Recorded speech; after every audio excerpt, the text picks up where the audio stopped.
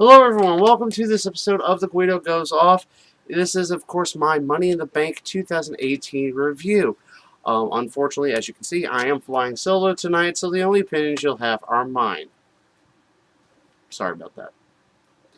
Let's go ahead and get into it. Talking about the kickoff panel.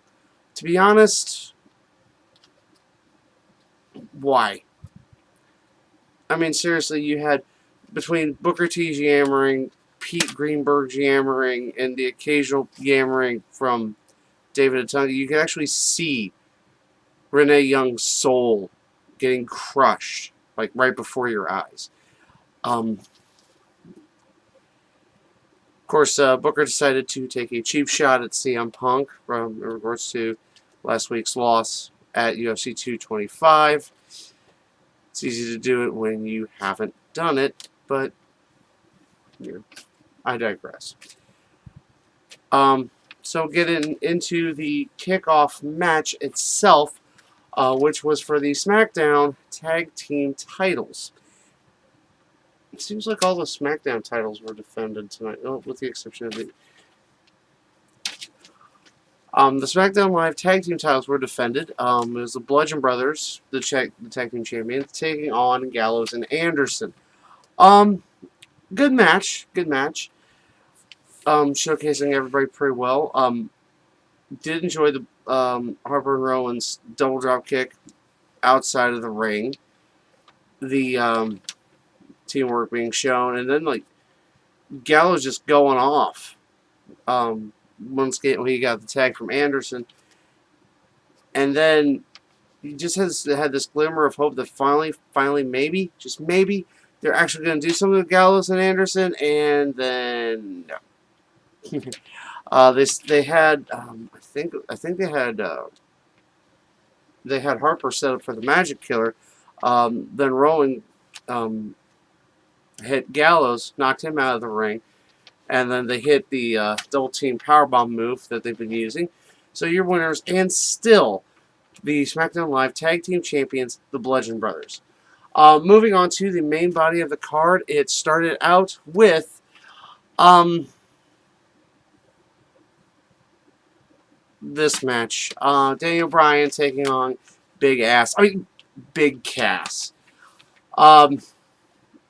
It was interesting seeing some new wrinkles in Cass's repertoire. But again, there's just fundamentals that Cass just does not seem to have. One of which is freaking selling! He's getting his knee worked on the whole time. He had it in a knee bar, for God's sake. Bryan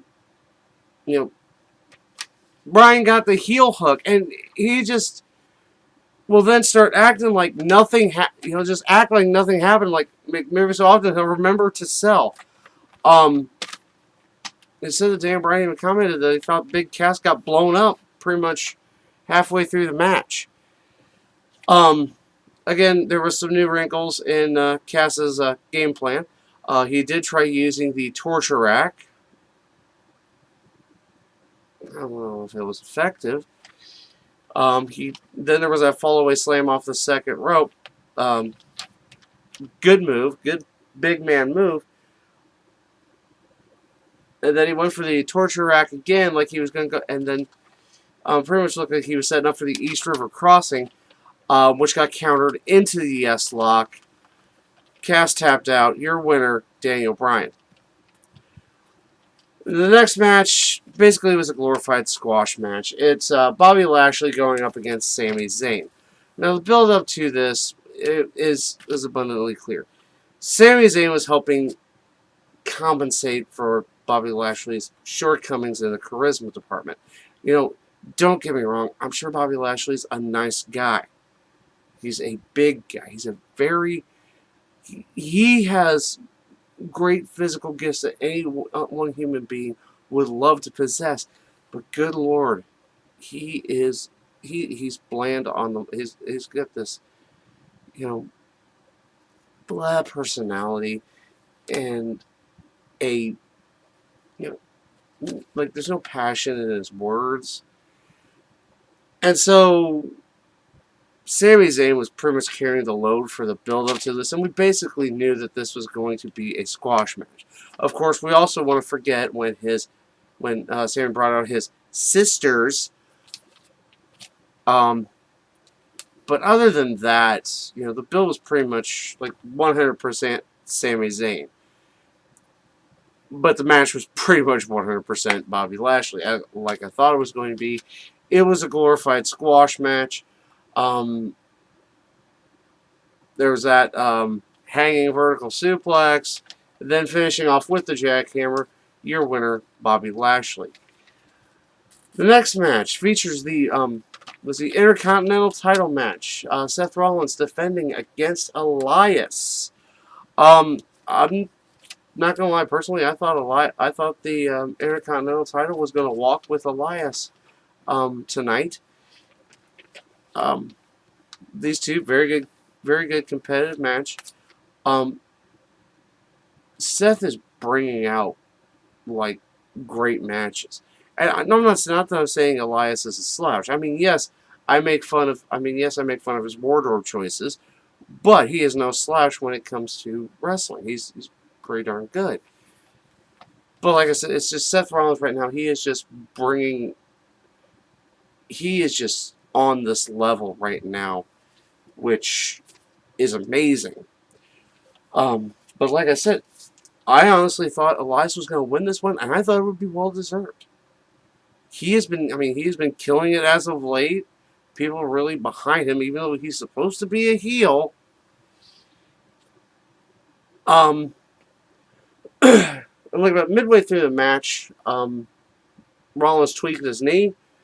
And then Elias this was the part where Elias really got his offense in. Tried a couple times for drift away. Then attempted a schoolboy cover, which got reversed into a roll up and Seth hooked the tights. Your winner via the dirty roll up. I am still WWE Intercontinental Champion Seth Rollins. Okay, now we're moving on to easily one of the better matches in this card, but I'll get to that in a minute. And that is the Women's Money in the Bank ladder match.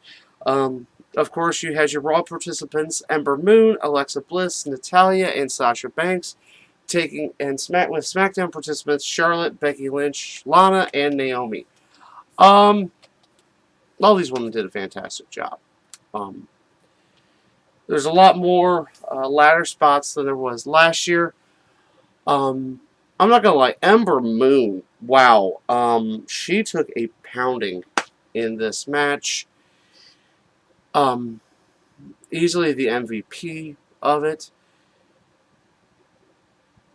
I mean, there's Lana's been showing improvement. I mean, this is a match like this you can't really show like what you can do, but taking some of the bumps she did, kudos to her. A lot of people were upset with the result, which was Becky Lynch pretty much on the top. She had the carabiner unhooked, and it's like she's basically having to wait for Alexa to interfere in it. Like, and she's just sitting there for like 30 seconds, looking like a bloody idiot. Then of course, and as we all know the result, Alexa climbs the ladder. Alexa pulls Becky off, climbs the ladder, and gets the briefcase. So your winner of the Women's Money in the Bank ladder match, Alexa Bliss. Again, great match, but again, I really believe the wrong person won. I mean, nothing against Alexa, but to be quite honest, they need to find something better with her than what they're. what they're doing, which I'm going to get into again because I thought that ship had sailed. But again, I mean, if you look, there's a lot of women that had momentum going, but really none more than Becky Lynch. And let's face facts, Becky Lynch has been treated like the Charlie Brown of the women's division on SmackDown Live. She'd been on the losing end of so many matches, basically treated like dirt. And let's face it, and she was the first SmackDown Women's Champion. But we live in this "what have you done for me?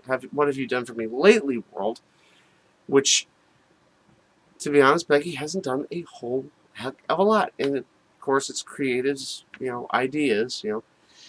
They want to push Charlotte.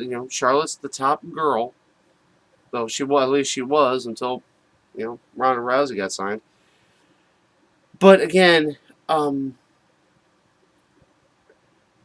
you don't see a fault in it, but it's bullshit. I'm sorry. And you can call me a mark, call me smart, whatever the hell you want. This show is about my opinion. The fact is, you look at almost every person in that match.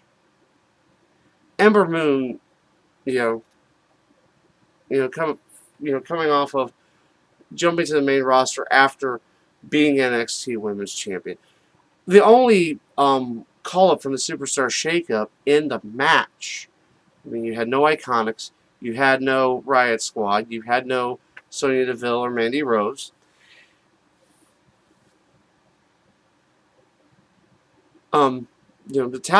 Natalya, well deserving of it. She hasn't been a champion since it was still the Divas title. No, we're talking like I think almost 5 years ago.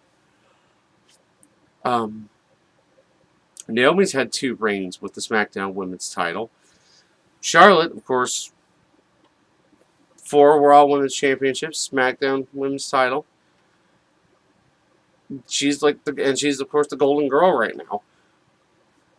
And Alexa, 2 times on SmackDown, 2 times on Raw.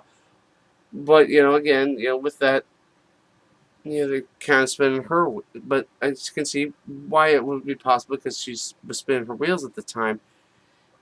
But it feels like they're getting back to the well, which I'm getting to later. Again, we're not getting payoffs. And to be honest, at this point that you're at, you almost have no choice with the Becky Lynch character except to turn her heel. Because, like I said, she's basically been, for like the past few years, she's been the Charlie Brown of WWE's women's division. So I'm going to move on. Alexa Bliss becomes Miss Money in the Bank. We then get a conversation backstage between Raw General Manager Kurt Angle and SmackDown General Manager Paige, #Hire the Guido, and where they're talking about things. And then Corbin decides to stick his nose in where okay, I'm going to ask a question. I don't know if anybody knows the answer. Does he actually have an official title? Or is he just basically bullying Kurt to get what he wants? Because, to be honest, it basically seems like what Corbin's gimmick is, instead of, being a wrestler, that his gimmick now is some self-appointed authority figure whose basically, whose basic purpose is, I'm telling Mom. That doesn't sound like a constable. That sounds like a tattletale. And to be honest, if you're looking to rebuild Corbin, this is not the way to do it. Of course, Paige did get a pretty sick burn talking about Corbin's experience with the Money in the Bank briefcase from last year. So then we move on to basically the second half of the card, starting with Roman Reigns versus Jinder Mahal. Yeah. Did do not get me wrong. I am no fan of either man. And of course, the crowd thought they were funny. Do it all they want. It was a decent. I mean, it was a good match. I'm not going to say great. I'm not going to say masterpiece. I'm not going to say, looking it back, oh, it was one of the greatest matches of all time. No, I'm not going to. But it was a good match. It was solid. It was pretty much paint by numbers for both of these guys' characters.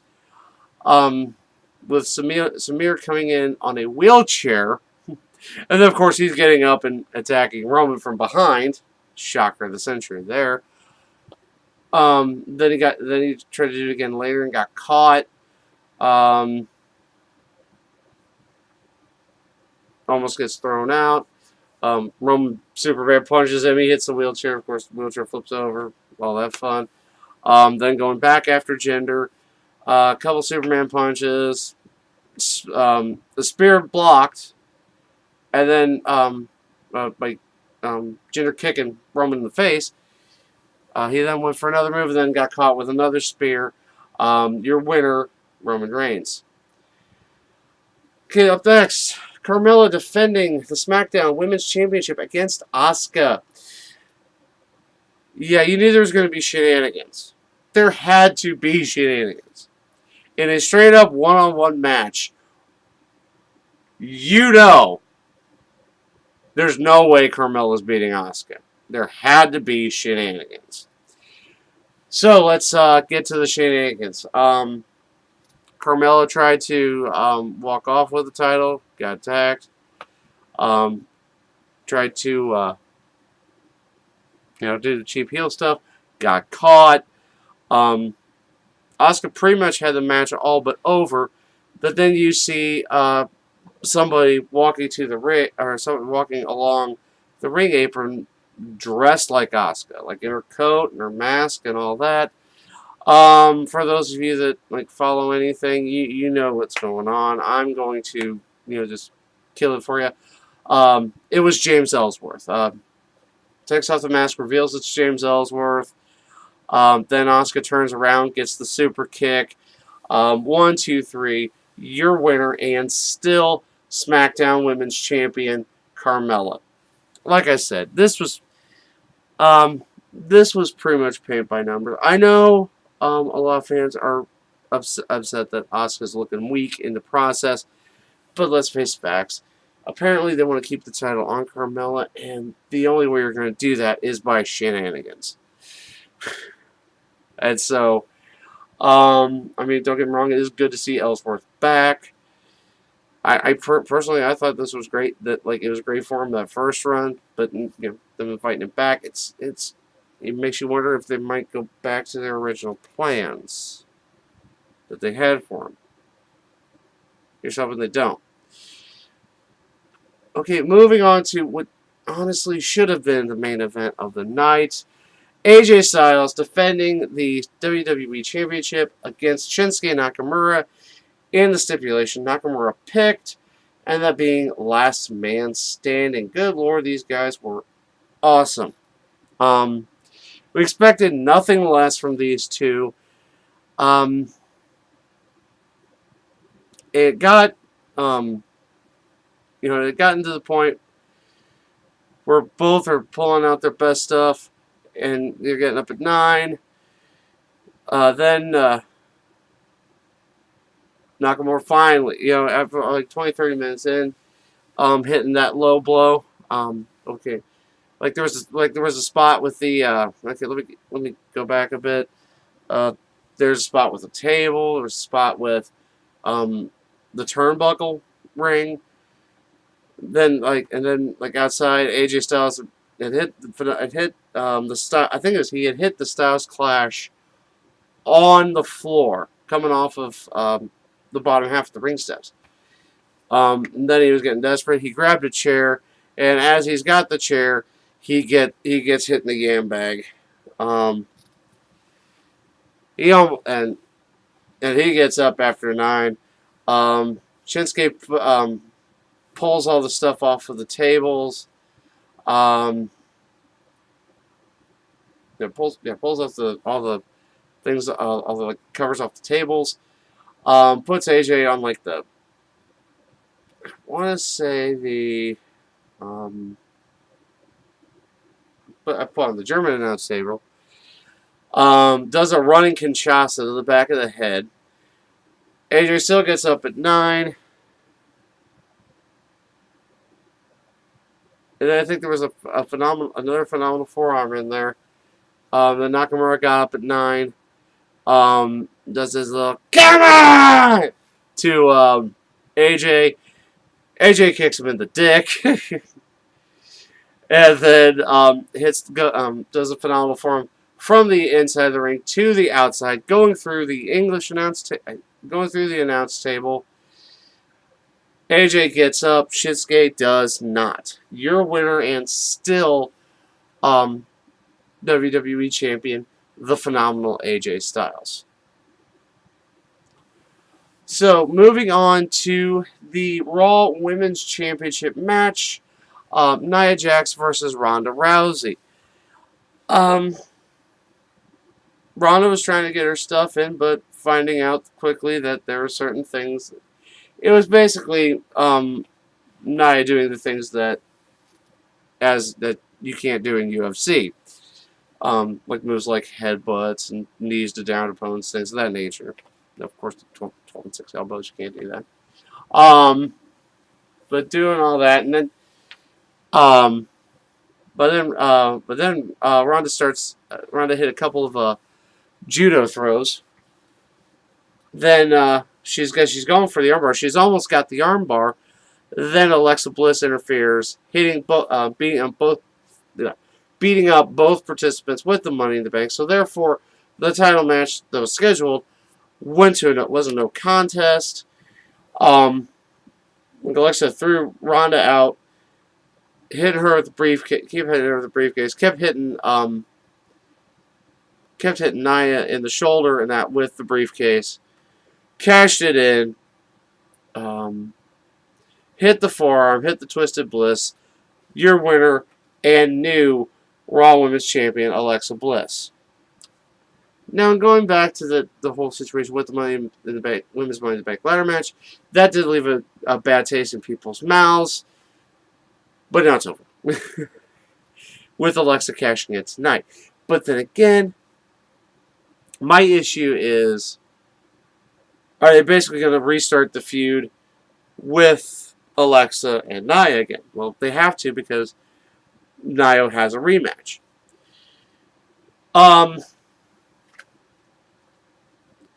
Again, it was a good showing by Ronda.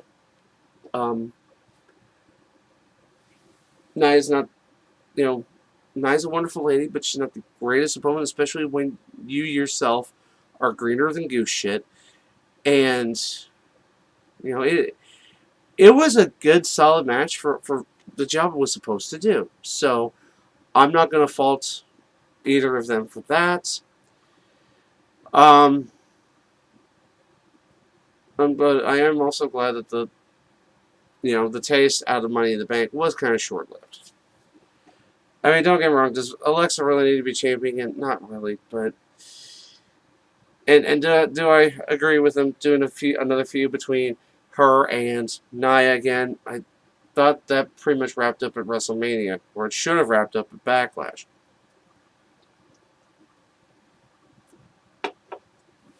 So again, why is that? Why are we doing this again?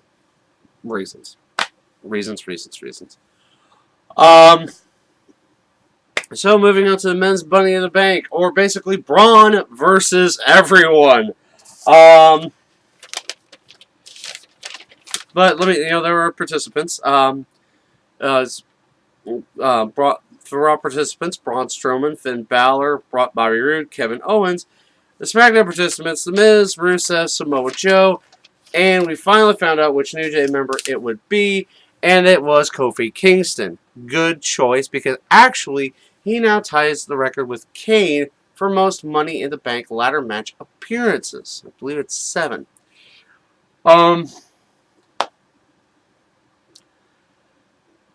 It was basically everybody teaming up on Braun at the beginning. I'm not surprised. They buried him underneath a bunch of the ladders from the entryway. They There's some good work in the ring, outside the ring. Um, then you see that there was the trust fall, which wiped everybody out, but everybody's picking up Kofi. Then that's when Finn hit his move, hit his tope over the top rope, nailing everybody. Went to go get a ladder, and Braun rose from the dead. To be honest, after this point, this became less Braun versus everybody, and basically like a game of Friday the Friday the 13th game, and Braun Strowman is playing the role of Jason. He basically goes after everybody. He hit Finn with the ladder. Then they're all trying to beat up on him. Samoa Joe's hitting the coquina clutch on him. Owen super kicks, and then he climbs up like a 20-foot ladder, like he's going to do the tadpole splash. Then, of course, Braun raises up, goes up the ladder, throws Kevin Owens off. I am hoping Kevin Owens is okay, because that was a pretty nasty ass fall he took off of, like, let's say, a 20-foot ladder. I think he hit his head on the laptop that was on there. So why do they even have those there? Then there was a spot where Rusev had like I want to say it was Kofi, The Miz, and Bobby Roode piled up, and then put all three in the Accolade. Then Joe snuck up from behind, getting him with the coquina clutch. Of course, a lot of very athletic spots, a lot of very, a lot of very, there was a lot. I don't know if it was so ladder heavy, but it was. I mean, it was a good, solid match. Of course, it ended with Finn trying to climb the ladder, Braun trying to climb the ladder. Kofi jumps on Braun's back. Braun then tosses him off, and then knocks Finn off. Stands up, I think he's like 3 rungs down on the ladder, and he's like towering over the briefcase. Unhooks it. Your winner, missed the new monster in the bank, if you will, Braun Strowman. So that's basically Money in the Bank 2018. On the whole, there's a couple of missteps, but the thing was, I think it was mostly a lot of it you saw coming. I don't necessarily agree with who won the women's, but as we know, as far as the men's is concerned, Brock Lesnar's holding the title. You need that viable threat. Braun Strowman is that viable threat, so I can understand the booking there. For me, match of the night, easily AJ and Shinsuke. These two don't put on bad matches. It just seems like people are getting tired of seeing so many of them. But yet, this was a match people have been clamoring for, and we finally saw it the first time at WrestleMania. Everybody's like, yay! And then it's, kind of dying off. I mean, Shinsuke cock-knocking everybody, and then that kind of has taken some steam off it. But again, you're seeing these two put on great matches. Which two guys of this caliber, we shouldn't be surprised. I mean, that should be like a given. Worst match for me, Bryan and Cass, and that's only because Cass. He should be infinitely better than he is, especially in the areas of selling and conditioning. If you're getting blown up as a big man, working a pretty light match with one of the best in the business, it's not like Daniel Bryan was trying to outpace him. But clearly, there are still many, many problems as far as Cass that need to be worked out. But I'm still honestly saying that the best part of Cass, as far as wrestling is concerned, is now off making rap albums. So that's going to do it for my review of Money in the Bank 2018. What were your thoughts on this event? As always, let me know in the comment section below. Always talk to me via the social media, Twitter and Instagram at r_man_Guido. Of course, we got the Facebook page up right now. This coming weekend, I'm going to be filming at MallCon. I'll put everything up on the channel here. Hopefully we're getting some good interviews. Talking, like I said, if you're in the Quincy area, it's free to enter in the mall. Autographs might be a little pricey. Of course, there's going to be vendors everywhere selling vintage toys and that. Bill Rogers, voice of Brock from Pokemon. Of course, like I said, the show Saturday at noon, Rampage Championship Wrestling, and many, many other things. We do discuss it more in depth on the on an earlier show. As always, you can go through here. Should be easy to find. So I'm looking forward to that.